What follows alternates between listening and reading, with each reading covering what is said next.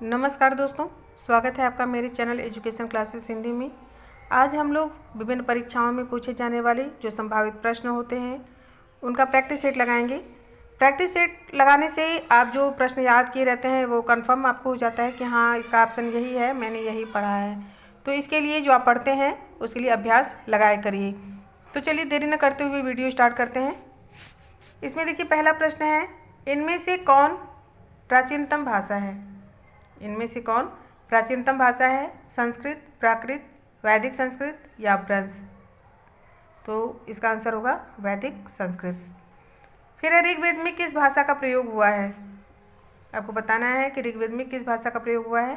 पाली, वैदिक संस्कृत, अवहट्ट या प्राकृत? तो सभी जानते हैं कि ऋग्वेद में वैदिक संस्कृत का प्रयोग हुआ है। फिर यहाँ पूछा जा रहा है कि इनमें से कौन सी भाषा मध्य भारतीय आर्य भाषा काल की नहीं है? इनमें से कौन सी भाषा मध्यकालीन भारतीय आर्य भाषा काल की नहीं है? तो इसमें जो ऑप्शन है अपभ्रंश, पाली, प्राकृत, संस्कृत। इसमें जो मध्य भारतीय आर्य भाषा काल की नहीं है वो है संस्कृत। फिर अगला है, अपभ्रंश भाषा का काल इनमें से क्या है? अपभ्रंश भाषा का काल इनमें से क्या है, बताइए।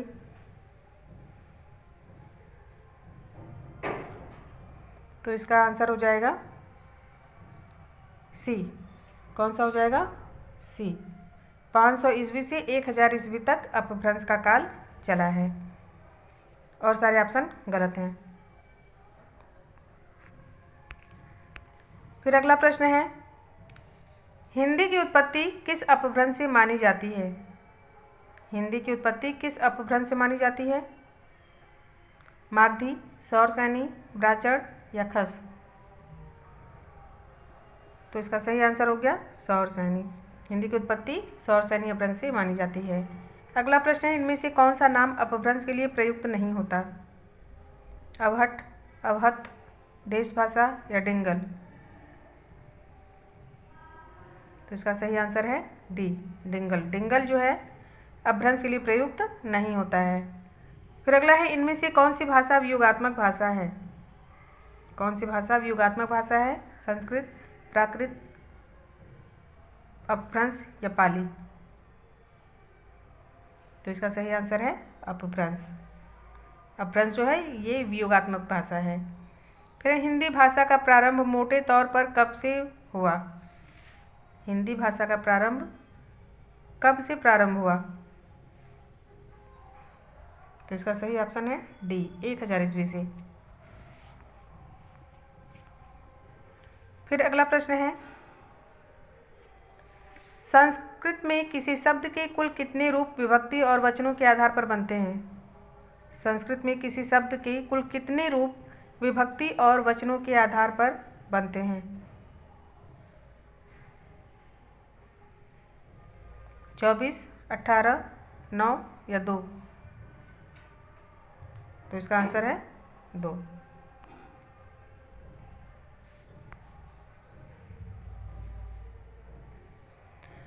हिंदी में किसी शब्द के मूलतः कितने रूप बनते हैं? हिंदी में किसी शब्द के मूलतः कितने रूप बनते हैं? 8, 16, 6 या 2?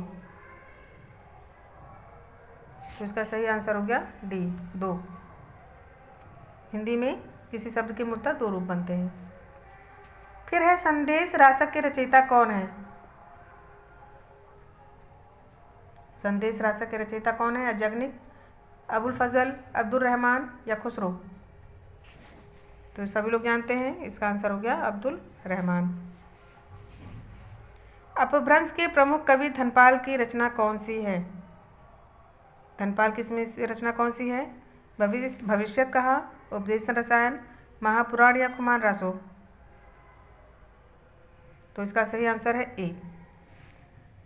अपभ्रंश के जो प्रमुख कवि धनपाल हैं उनकी रचना का नाम है भविष्यत कहा। उपदेन रसायन जो है, उपदेन रसायन रास, ये जो है जिनी दत्त सूरी का है।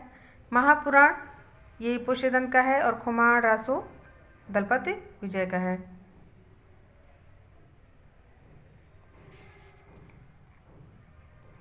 फिर अगला प्रश्न है, हिंदी का प्रथम कवि राहुल सांकृत्यायन किसे मानते हैं? हिंदी का प्रथम कवि राहुल सांकृत्यायन किसे मानते हैं? पुष्पदंत, सरपा, शालिभद्र सूरि या मुंज कवि? तो इसका सही आंसर हो जाएगा सरहपा।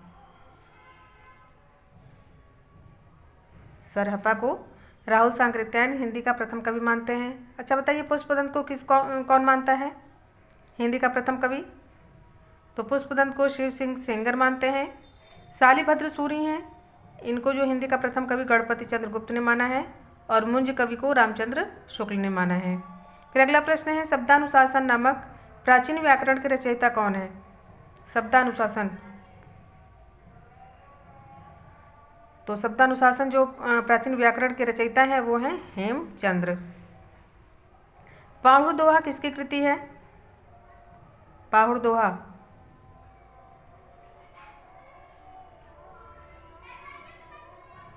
पाहुड़ दोहा राम सिंह की कृति है। फिर इनमें से किस कवि की गणना 84 सिद्धों में होती है? इनमें से किस कवि की गणना 84 सिद्धों में होती है?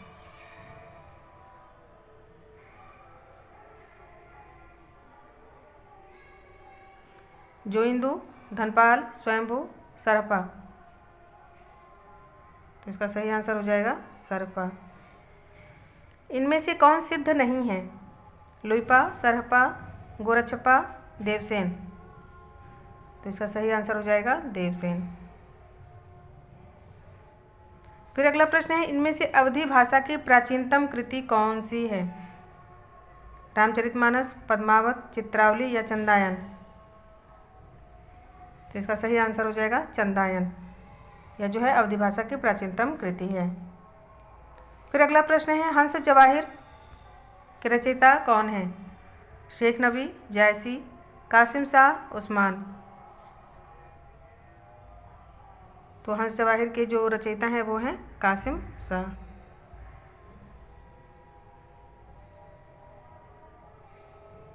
फिर अगला प्रश्न है, इनमें से कौन सी रचना अवधी भाषा की नहीं है? विनय पत्रिका, रामचरितमानस, पद्मावत या मधुमालती? तो इसका सही आंसर हो जाएगा विनय पत्रिका। विनय पत्रिका जो है अवधी भाषा की नहीं है, ये ब्रज भाषा की है। और रामचरितमानस, पद्मावत और मधुमालती ये तीनों अवधी भाषा की रचनाएं हैं। फिर अगला प्रश्न है, इनमें से कौन सी कृति तुलसी की नहीं है? कवितावली, अनुराग बांसुरी, गीतावली या दोहावली? तो इसका सही आंसर हो जाएगा अनुराग बांसुरी। अनुराग बांसुरी जो है नूर मोहम्मद की रचना है।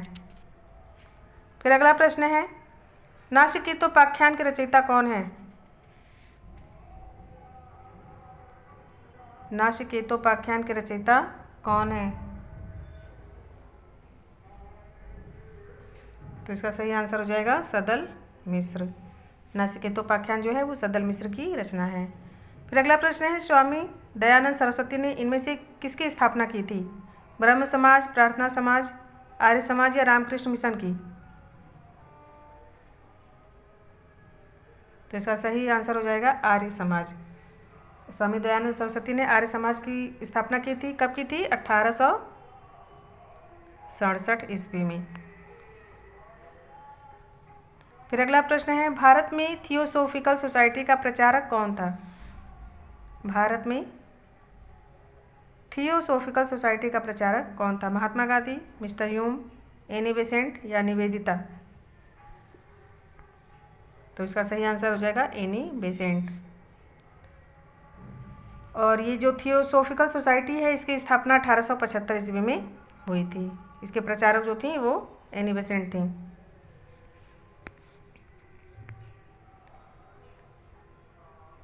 फिर अगला प्रश्न है, राम प्रसाद निरंजनी की रचना इनमें से कौन सी है? इसमें से कौन सी रचना है जो राम प्रसाद निरंजनी की है?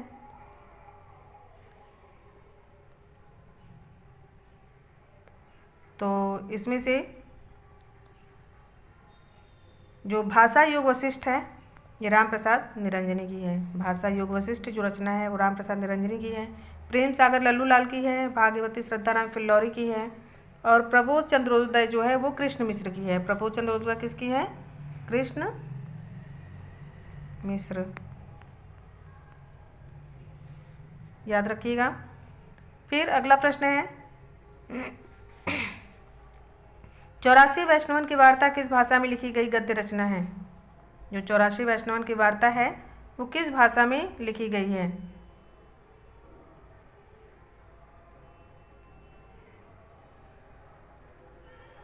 तो सबको पता होगा, ये जो है ब्रज भाषा में लिखी गई है। 84 वैष्णवन की वार्ता ब्रज भाषा में लिखी गई है और ये गद्य रचना है। राजा लक्ष्मण सिंह किस हिंदी के पक्षधर थे? उर्दू मिश्रित हिंदी, संस्कृतनिष्ठ हिंदी, हिंदुस्तानी या ब्रजभाषा? बताइए। तो इसका सही आंसर होगा संस्कृतनिष्ठ हिंदी। राजा लक्ष्मण सिंह संस्कृतनिष्ठ हिंदी के पक्षधर थे। फिर अगला प्रश्न है हिंदी भाषा बोलने वालों की अनुमानित संख्या क्या है? हिंदी भाषा बोलने वालों की एक अनुमानित संख्या क्या है? तो इसका सही आंसर हो जाएगा 60 करोड़। फिर अगला प्रश्न है हिंदी के अंतर्गत कुल कितनी बोलियां हैं? हिंदी के अंतर्गत कुल कितनी बोलियां हैं? तो इसका सही आंसर हो जाएगा 18। इनमें से कौन पश्चिमी हिंदी की बोली नहीं है? अगला प्रश्न है इनमें से कौन पश्चिमी हिंदी की बोली नहीं है?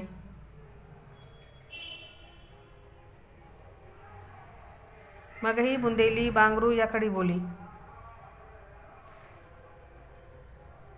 तो इसका सही आंसर हो जाएगा मगही। ये पश्चिमी हिंदी की बोली नहीं है। फिर अगला प्रश्न है इनमें से अवधी किसके अंतर्गत आती है? बिहारी, राजस्थानी, पश्चिमी हिंदी या पूर्वी हिंदी? तो इसका सही आंसर हो जाएगा पूर्वी हिंदी। अवधी जो है पूर्वी हिंदी के अंतर्गत आती है। फिर अगला प्रश्न है इनमें से कौन सी बोली बिहारी हिंदी की नहीं है? इनमें से कौन सी बोली बिहारी हिंदी की नहीं है? तो इसका सही आंसर हो जाएगा ऑप्शन ए मारवाड़ी। ये राजस्थानी में आती है। फिर लखनऊ बाराबंकी किस बोली के क्षेत्र में आते हैं? लखनऊ बाराबंकी में कौन सी बोली बोली जाती है? कन्नौजी, बैशवाड़ी, अवधी या बुंदेली? तो इसका सही आंसर हो जाएगा अवधी। लखनऊ और बाराबंकी में अवधी बोली बोली जाती है। फिर है बघेली बोली का केंद्र कहाँ पर माना जा सकता है? बघेली बोली का केंद्र कहाँ पर माना जा सकता है? रीवा, रायपुर, भोपाल या इंदौर? तो इसका सही आंसर हो जाएगा रीवा। फिर अगला प्रश्न है इनमें से ब्रजभाषा किस नगर की बोली नहीं है? इनमें से कौन सा ऐसा ऑप्शन है जहाँ पे ब्रजभाषा नहीं बोली जाती है? मथुरा, आगरा, इटावा या हाथरस? तो इसका सही आंसर हो जाएगा इटावा। इटावा में कन्नौजी बोली जाती है और मथुरा, आगरा, हाथरस में ब्रजभाषा बोली जाती है। फिर अगला प्रश्न है इंदौर उज्जैन की बोली को क्या नाम दिया गया है? इंदौर उज्जैन की बोली को क्या नाम दिया गया है? इंदौर और उज्जैन में कौन सी बोली बोली जाती है? तो इसका सही आंसर हो जाएगा मालवी। इंदौर और उज्जैन में मालवी बोली जाती है। फिर अगला प्रश्न है नैनीताल के आसपास बोली जाने वाली बोली का नाम क्या है? गढ़वाली, नेपाली, कुमायूनी, लहंदा? तो इसका सही आंसर हो जाएगा कुमायूनी। फिर अगला प्रश्न है भाषा वैज्ञानिक दृष्टि से हिंदी के अंतर्गत कितनी उपभाषाएं एवं बोलियां मानी गई हैं? भाषा वैज्ञानिक दृष्टि से हिंदी के अंतर्गत कितनी उपभाषाएं एवं बोलियां मानी गई हैं?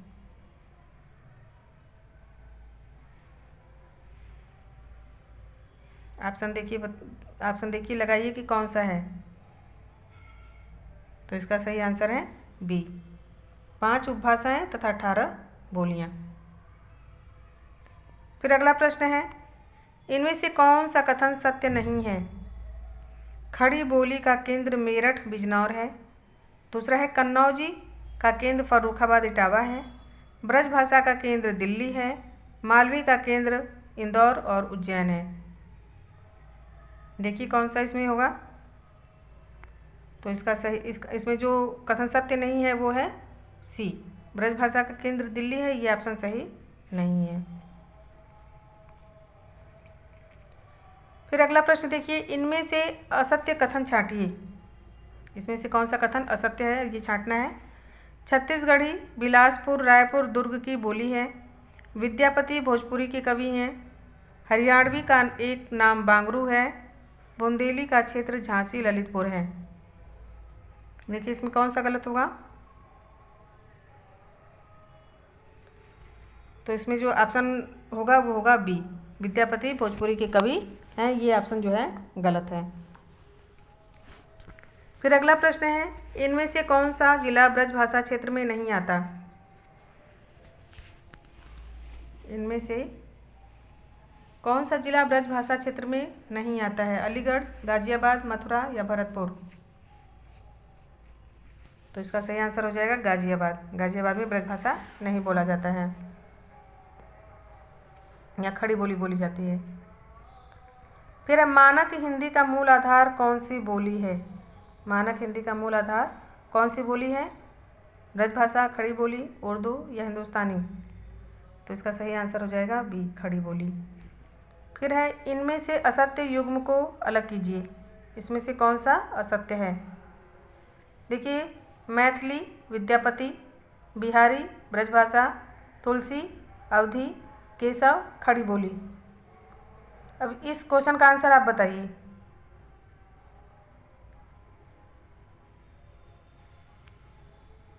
बहुत आसान सा है प्रश्न। चलिए अगला देखिए, देवनागरी लिपि का विकास किस लिपि से हुआ है। देवनागरी लिपि का विकास किस लिपि से हुआ है। तो ब्राह्मी लिपि से हुआ है।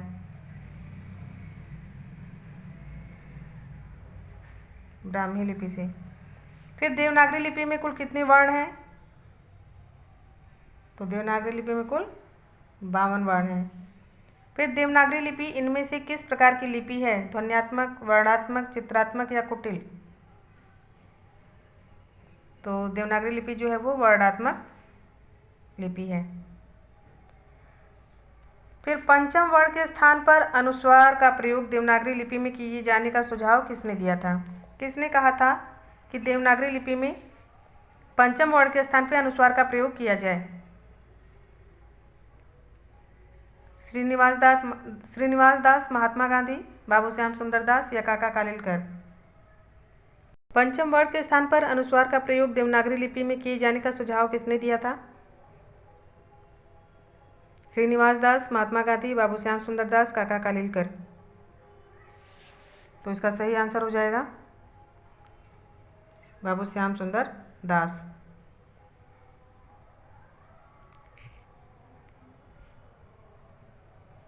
फिर अगला प्रश्न है, उत्तर प्रदेश सरकार ने 1947 में लिपि सुधार समिति का गठन किसकी अध्यक्षता में किया था। उत्तर प्रदेश सरकार ने 1947 में लिपि सुधार समिति का गठन किसकी अध्यक्षता में किया था। डॉक्टर राधाकृष्णन, आचार्य नरेंद्र देव, आचार्य रामचंद्र शुक्ल या डॉक्टर बीजी खीर। तो इसका सही आंसर होगा आचार्य नरेंद्र देव। आचार्य नरेंद्र देव की अध्यक्षता में 1947 में उत्तर प्रदेश सरकार ने लिपि सुधार समिति का गठन जो है आचार्य नरेंद्र देव की अध्यक्षता में किया था। फिर अगला प्रश्न है, देवनागरी लिपि में अ की 12 खड़ी स्वर ध्वनियों के स्थान पर प्रयुक्त करने का सुझाव किसने दिया था। देवनागरी लिपि में अ की 12 खड़ी का सुझाव किसने दिया था। महात्मा गांधी, विनोबा भावे, काका कालेलकर या तिलक। तो इसका सही आंसर हो जाएगा काका कालेलकर। फिर अगला प्रश्न है, इनमें से कौन सा कथन अधिक उपयुक्त है। देवनागरी का नाम गुजरात के नागर ब्राह्मणों के कारण पड़ा। देवनागरी तांत्रिक चिन्ह देवनागर से संबंधित है। देवनागरी का विकास ब्राह्मी लिपि की उत्तरी शाखा नागरी से हुआ, या देवनागरी वास्तुकला की नागर शैली से जुड़ी है। इन चारों में से कौन सा कथन सही है। तो इसका सही आंसर हो जाएगा ऑप्शन सी, देवनागरी का विकास ब्राह्मी लिपि की उत्तरी शाखा नागरी से हुआ है, ये अधिक उपयुक्त है। फिर डॉक्टर राधाकृष्णन की अध्यक्षता में लिपि सुधार समिति का गठन कब किया गया? देखिए, आचार्य नरेंद्र देव का 1947 था और राधाकृष्णन की अध्यक्षता में कब हुआ था?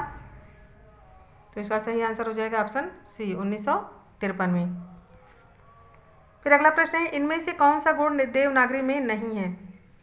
कौन सा गुण देवनागरी में नहीं है?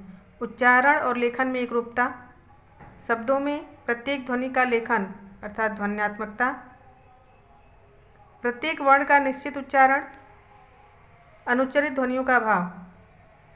कौन सा गुण नहीं है? तो इसका सही आंसर हो जाएगा बी, देवनागरी में ध्वन्यात्मकता नहीं है, ये वर्णात्मक है।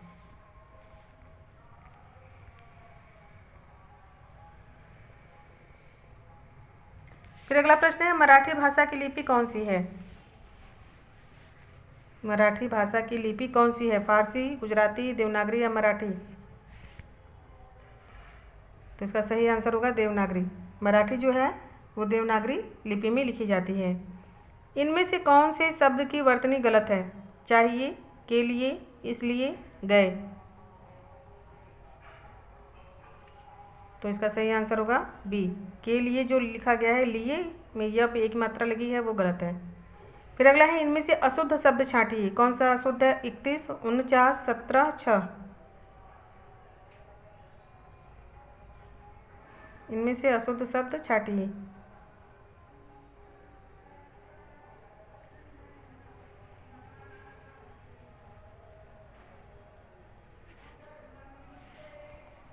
फिर अगला प्रश्न है, सरकारी कामकाज की वह भाषा जिसे संविधान ने सरकारी कामकाज के लिए स्वीकृत किया है क्या कहलाती है?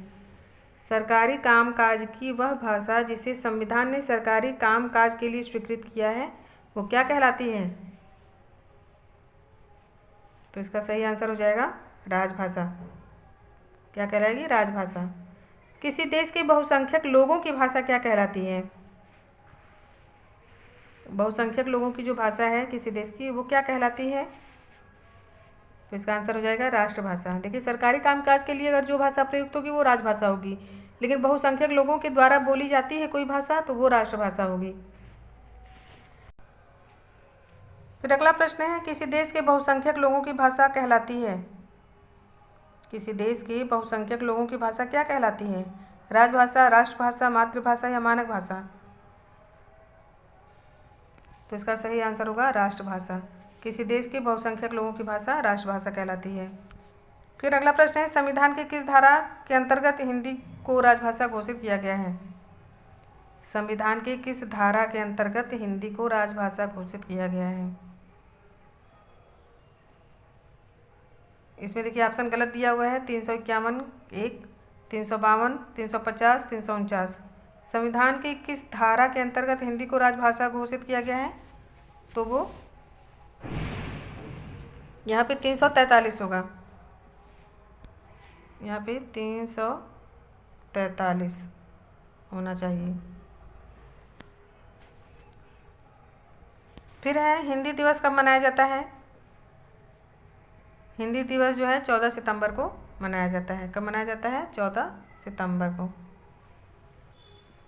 फिर खड़ी बोली हिंदी का विकास किस भाषा से हुआ?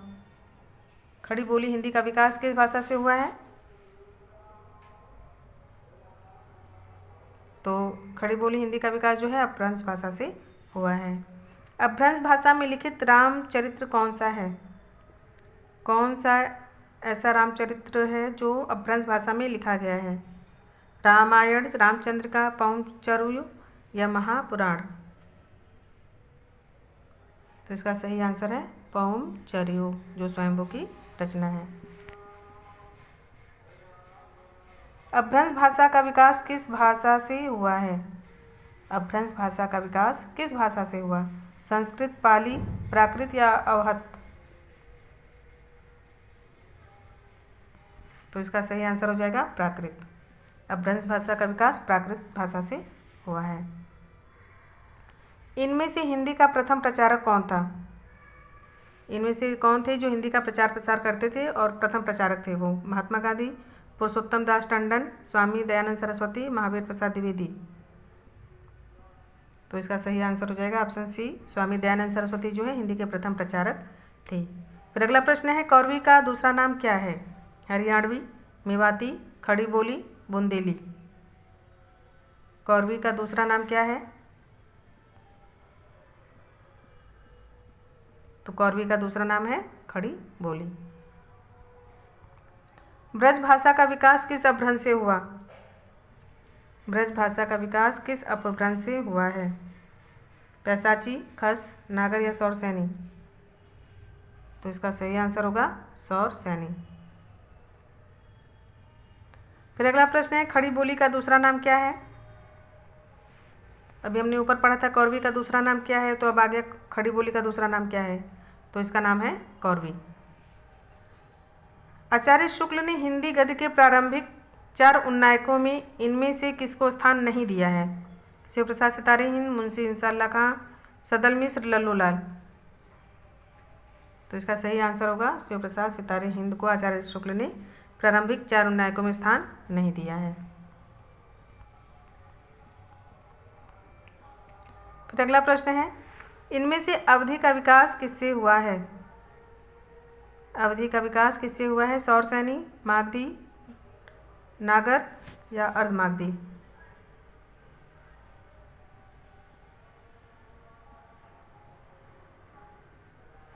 तो इसमें से इसका आंसर होगा अर्धमागधी। अवधि का विकास जो है अर्धमागधी से हुआ है। ढूंढाड़ी बोली का दूसरा नाम जो अधिक प्रचलित है क्या है? तो इसका जयपुरी, मालवी, मेवाती, मारवाड़ी। ढूंढाड़ी का दूसरा नाम क्या है? तो उसका नाम है जयपुरी। इनमें से कौन सा कथन असत्य है? बोली का क्षेत्र भाषा से बड़ा होता है। बोली सीमित क्षेत्र में बोली जाती है। हिंदी साहित्य के अंतर्गत सभी बोलियों का साहित्य है। मानक हिंदी का विकास खड़ी बोली से हुआ है। कौन सा कथन इसमें असत्य है? तो इसमें से जो ऑप्शन ए है वो असत्य है। बोली का क्षेत्र भाषा से बड़ा नहीं होता है। बोली का क्षेत्र छोटा होता है, भाषा का बड़ा होता है। और सारे ऑप्शन सही हैं। बोली सीमित क्षेत्र में बोली जाती है। हिंदी साहित्य के अंतर्गत सभी बोलियों का साहित्य है और मानक हिंदी का विकास खड़ी बोली से हुआ है। अपभ्रंश के भाषिक एवं व्याकरणिक रूप का विवेचन किसने किया? अपभ्रंश के भाषिक एवं व्याकरणिक रूप का विवेचन इनमें से किसने किया है? ज्योतिरीश्वर ठाकुर ने, दामोदर ने, भोजने या हेमचंद्र ने? आपको बताना है कि अपभ्रंश, ध्यान रखिएगा कि अपभ्रंश के भाषिक एवं व्याकरणिक रूप का विवेचन। तो इसका सही आंसर हो जाएगा डी, हेमचंद्र। फिर है, इनमें से कौन सा जोड़ा ठीक नहीं है?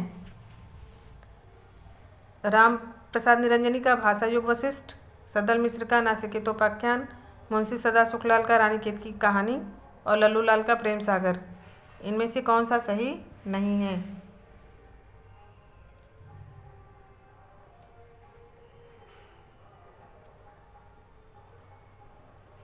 तो इसका जो ऑप्शन सी है वो सही नहीं है, क्योंकि रानी केतकी की कहानी मुंशी सदा सुखलाल का नहीं है, बल्कि यह इंशाअल्लाह खां का है। और सारे ऑप्शन सही हैं। दक्षिण भारत हिंदी प्रचार सभा की स्थापना किसने की थी? दक्षिण भारत हिंदी प्रचार सभा की स्थापना किसने की थी? राजगोपालचारी, अंबेडकर, महात्मा गांधी, राधाकृष्णन?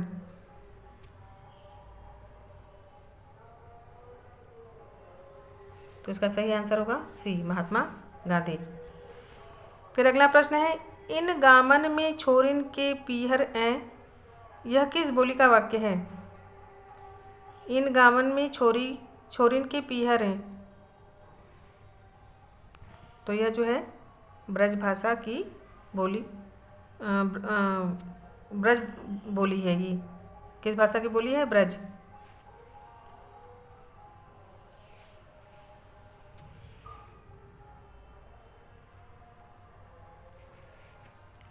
फिर अगला प्रश्न है, इनमें से कौन सा मेल उचित नहीं है? ब्रज भाषा खड़ी बोली, अवधी बघेली, मारवाड़ी छत्तीसगढ़ी, भोजपुरी मैथिली?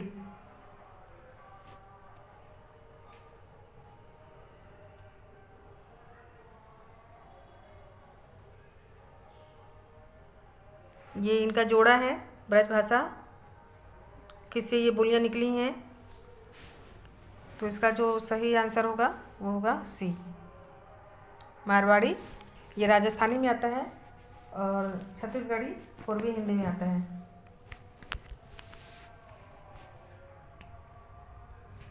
फिर है, इनमें से हिंदी का एक रूप क्या नहीं है? इनमें से हिंदी का एक रूप क्या नहीं है? रेख्ता, हिंदुस्तानी, उर्दू, कोंकणी। तो इसका सही आंसर हो जाएगा डी, कोंकणी जो है वो हिंदी का रूप नहीं है। राजभाषा आयोग का गठन कब हुआ था? राजभाषा आयोग का गठन कब हुआ? तो राजभाषा आयोग का गठन 1955 में हुआ था। फिर राजभाषा अधिनियम कब निर्मित हुआ?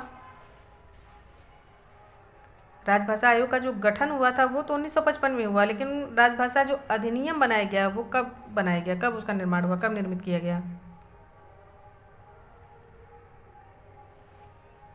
तो इसका सही आंसर होगा ऑप्शन सी, 1976 में। राजभाषा अधिनियम का जो है 1976 में निर्मित हुआ था। फिर अगला प्रश्न है, राजभाषा अधिनियम के अनुसार इनमें से ख श्रेणी के अंतर्गत कौन सा राज्य नहीं आता है? राजभाषा अधिनियम के अनुसार इनमें से ख श्रेणी के अंतर्गत कौन सा राज्य नहीं आता? पंजाब, हिमाचल प्रदेश, गुजरात, महाराष्ट्र।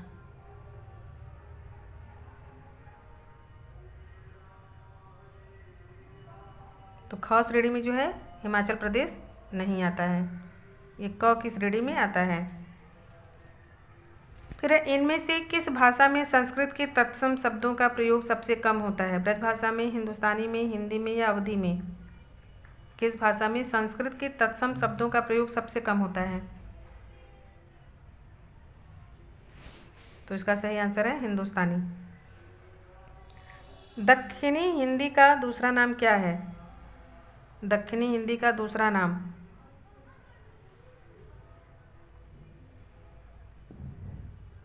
तो इसका सही आंसर होगा हिंदवी।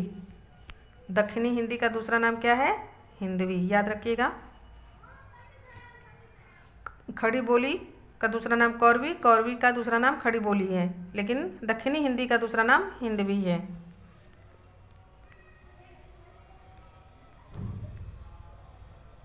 फिर अगला प्रश्न है, भरतेश्वर बाहुबली रास नामक रचना के रचयिता कौन है? भरतेश्वर बाहुबली रास जो रचना है उसके रचयिता कौन है? मुल्ला दाऊद, शालिभद्र सूरी, मुनि जिनविजय या पुष्पदंत?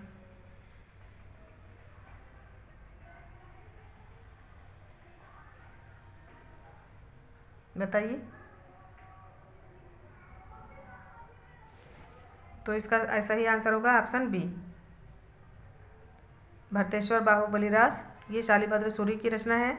मुल्ला दाऊद की जो है वो चंदायन है, और जो पुष्पदंत है इनकी जो रचना है वो राय कुमार चरियू, जसहर चरियू, जिसको महापुराण भी कहा जाता है, वो है। और फिर अगला प्रश्न अब देखते हैं, 84 सिद्धों में पहले सिद्ध कौन से हैं? 84 सिद्धों में पहले सिद्ध कौन से हैं? लुइपा, सरहपा, सबरिपा या नारोपा?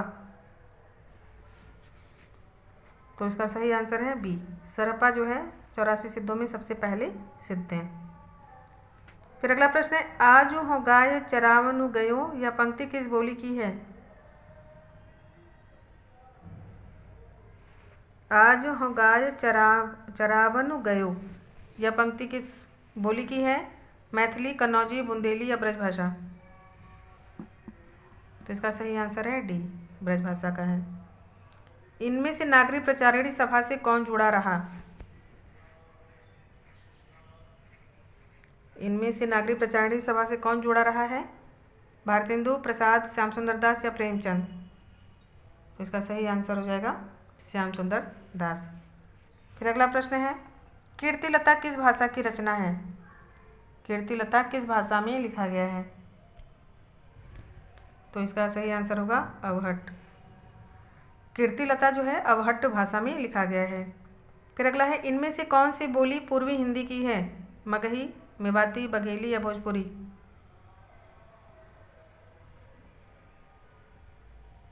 तो इसका सही आंसर होगा बघेली।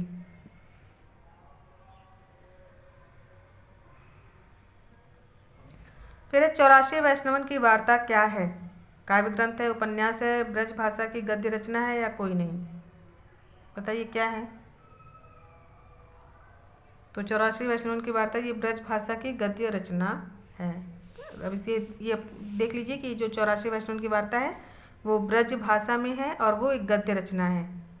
फिर अगला है 252 वैष्णवन की वार्ता के लेखक हैं। 252 वैष्णवन की वार्ता के लेखक कौन हैं? तो इसका सही आंसर हो जाएगा गोकुलनाथ। 252 वैष्णवन की वार्ता जो है वो गोकुलनाथ ने लिखी है। फिर अष्टयाम के रचयिता कौन है? अष्टयाम के रचयिता कौन है? तो नाभादास हैं। आर्य समाज की स्थापना कहाँ हुई थी? आर्य समाज की स्थापना कहाँ हुई थी? मथुरा, मुंबई, दिल्ली, लाहौर। आर्य समाज की स्थापना बम्बई में हुई थी। फिर है इनमें से कौन सुमेलित नहीं है? इनमें से कौन सुमेलित नहीं है? आर्य समाज, दयानंद सरस्वती, ब्रह्म समाज, राजा Ram Mohan Roy, Prarthana Samaj, Annie Besant, Ramakrishna mission, Vivekananda. तो इसका सही आंसर हो जाएगा ऑप्शन सी। प्रार्थना समाज की स्थापना जो है एनी बेसेंट ने नहीं की थी, बल्कि ये महादेव गोविंद रनाडे ने की थी। आर्य समाज की स्थापना दयानंद सरस्वती ने की थी। ब्रह्म समाज की जो है राजा राम मोहन राय ने की थी। प्रार्थना समाज की स्थापना महादेव गोविंद रनाडे ने की थी और रामकृष्ण मिशन की स्थापना विवेकानंद ने की थी। तो इस हिसाब से जो है ऑप्शन सी गलत ठहरता है। फिर इनमें से क्या ठीक नहीं है? इनमें से क्या ठीक नहीं है? मैथिली बिहारी हिंदी, बी मारवाड़ी राजस्थानी हिंदी, सी बुंदेली पूर्वी हिंदी, कन्नौजी पश्चिमी हिंदी। इसमें से क्या सही नहीं है?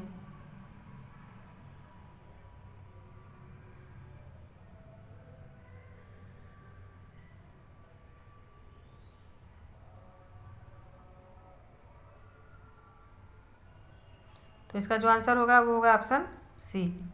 ये बुंदेली जो पूर्वी हिंदी के अंतर्गत आ रहा है ये गलत है और सारे बाकी ऑप्शन जो है वो सही है। मैथिली जो है बिहारी हिंदी है, मारवाड़ी जो है राजस्थानी है, कन्नौजी जो है वो पश्चिमी हिंदी है, लेकिन बुंदेली पूर्वी हिंदी नहीं है।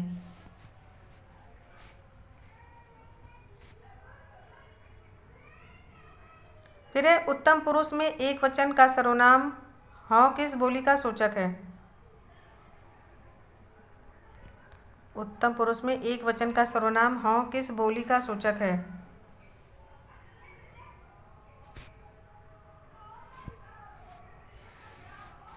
अवधी, कन्नौजी, बुंदेली, ब्रजभाषा। कहने का तात्पर्य कि हौ जो है किस बोली में ज़्यादा आता है, किस बोली का सूचक है जो उत्तम पुरुष में आता है। तो इसका सही आंसर है ऑप्शन डी, ब्रजभाषा में हौ ज़्यादा आता है। ये ब्रजभाषा की बोली का सूचक है हौ। इस समय हिंदी क्षेत्र के अंतर्गत कितने प्रदेश हैं? इस समय हिंदी क्षेत्र के अंतर्गत कितने प्रदेश हैं? 7, 10, 9 या 8? तो इसका सही आंसर हो जाएगा 10। हिंदी क्षेत्र के अंतर्गत जो है 10 प्रदेश हैं। भूतकाल के कितने भेद होते हैं? 5, 6, 7, 4? तो इसका सही आंसर हो जाएगा 6। भूतकाल के 6 भेद होते हैं। सही मेल कौन सा नहीं है? कन्नौजी, इटावा, ब्रजभाषा, हाथरस, भोजपुरी लखनऊ, बुंदेली झांसी। कौन सा मेल सही नहीं है? तो इसका जो आंसर हो जाएगा वो सी हो जाएगा, क्योंकि लखनऊ में भोजपुरी नहीं बोली जाती है, लखनऊ में अवधी बोली जाती है, जबकि कन्नौजी जो है इटावा में बोली जाती है, ब्रजभाषा हाथरस में बोली जाती है, बुंदेली झांसी में बोली जाती है, लेकिन भोजपुरी लखनऊ में नहीं बोली जाती है, लखनऊ में अवधी बोली जाती है। तो अब हम अपना वीडियो यहीं समाप्त करते हैं, फिर मिलेंगे नेक्स्ट पार्ट में। और आपको ये वीडियो कैसा लगा? अगर अच्छा लगा हो तो आप मेरे चैनल को लाइक करिए, सब्सक्राइब करिए, और सब्सक्राइब करने के बाद जो अगला वीडियो आएगा उसका नोटिफिकेशन आप पे आ जाएगा, इसलिए चैनल को सब्सक्राइब कर लीजिए। फिर मिलते हैं अगले वीडियो में। धन्यवाद।